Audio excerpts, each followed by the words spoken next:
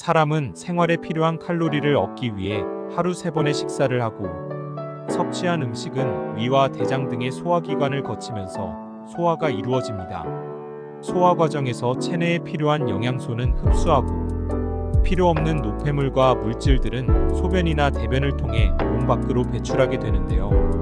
그래서 소변과 대변 상태에 따라 몸 상태가 어떤지 체크해 볼 수 있습니다. 안타깝게도 현대 사회를 살아가고 있는 많은 분들이 스트레스, 운동 부족, 비만, 서구화된 식습관 등의 다양한 이유로 변비나 설사에 노출되어 어려움을 겪는 경우도 많으나, 간혹 음식을 잘못 섭취해서 혹은 별다른 이유 없이 설사를 할 때가 있습니다. 설사의 원인은 아무래도 장 건강이 좋지 않을 때 나타나는 증상으로 많은 불편을 겪기 때문에 적절히 대처하는 것이 좋습니다. 계속 설사하는 이유와 생활 속 설사 멈추는 법, 그리고 설사에 좋은 음식은 무엇인지에 대해 알아보도록 하겠습니다. 우선 많이들 설사의 정의에 대해 잘 모르십니다.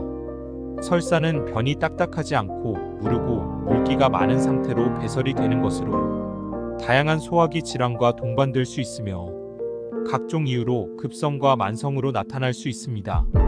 대부분의 설사 증상은 며칠 안에 저절로 해결되는 경우가 많기 때문에 병원을 따로 방문하여 검사나 치료를 받지 않아도 호전될 수 있는데요. 하지만 시간이 흘러도 개선되지 않고 지속되고 있다면 특정 질환이나 질병이 원인이 될 수 있으니 병원을 방문하여 검사를 받는 것이 좋습니다.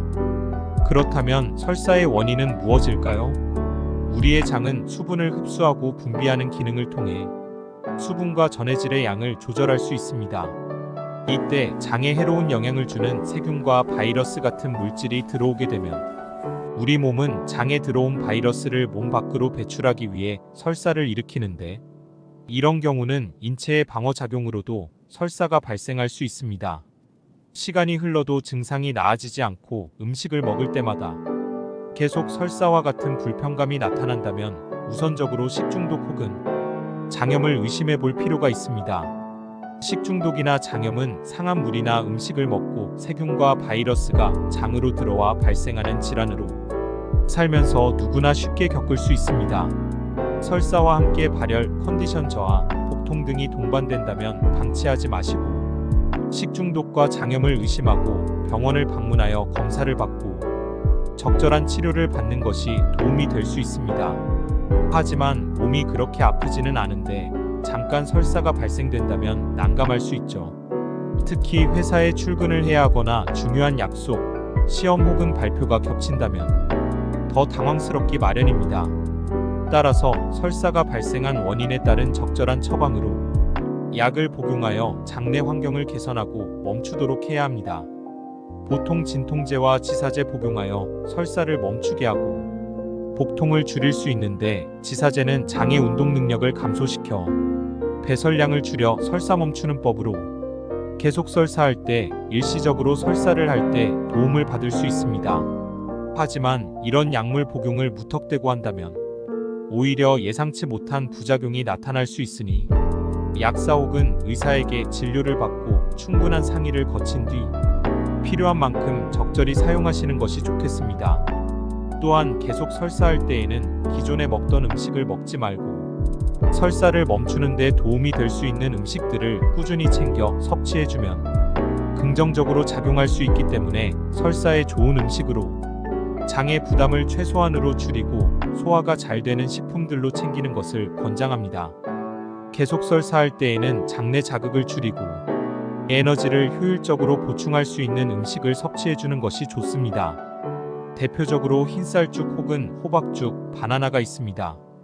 이 중 흰쌀죽과 호박죽은 장내 자극을 줄여주기 때문에 도움이 될 수 있으며, 바나나는 펙틴이 풍부해 장을 안정시키고 설사로 빠져나간 영양분 보충에 효과적일 수 있으니 적당량 섭취해주는 것을 권장합니다. 그렇다면 반대로 계속 설사할 때 피해야 하는 음식들은 어떤 게 있을까요? 첫째, 유당 불내증의 경우 유제품. 한국인의 대부분은 이 유당분의 효소를 가지고 있지 않아 우유를 먹었을 때 배가 아픈 증상을 겪는 사람이 많다고 합니다.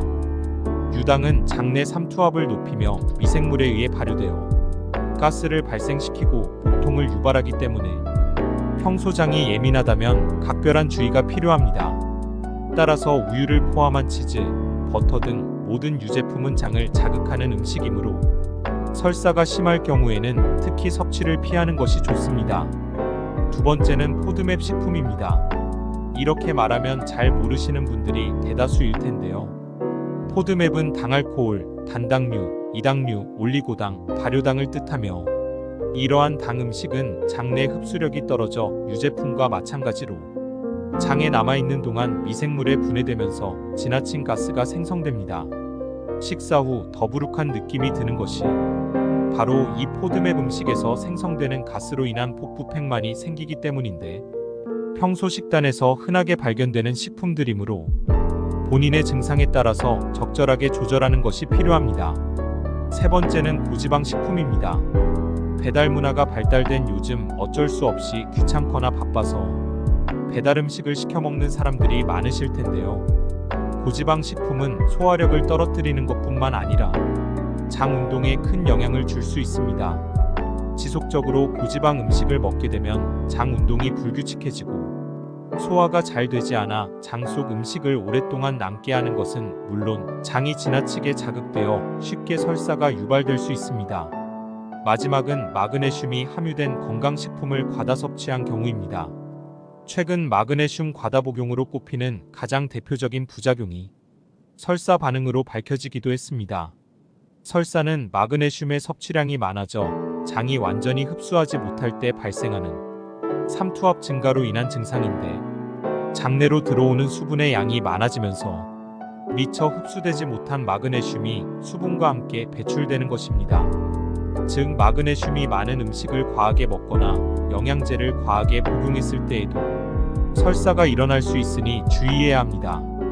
설사를 멈추게 하기 위해서는 탈수가 되지 않도록 수분 섭취를 충분히 해주어야 하며 장 유해균이나 독소 제거에 효과적인 매실 섭취, 의사의 처방에 따른 지사제 복용, 장이 진정되기까지 금식, 장을 진정시킬 수 있도록 배를 따뜻하게 해주는 것이 좋습니다. 지금까지 설사 원인 및 증상과 설사 멈추는 법, 그리고 설사에 좋은 음식과 나쁜 음식에 대해 알아보았습니다. 일상생활 속 큰 불편함을 가져다주는 설사 증상, 적절히 대처한다면 빠른 시간 내에 완화될 수 있습니다. 구독과 좋아요는 사랑입니다.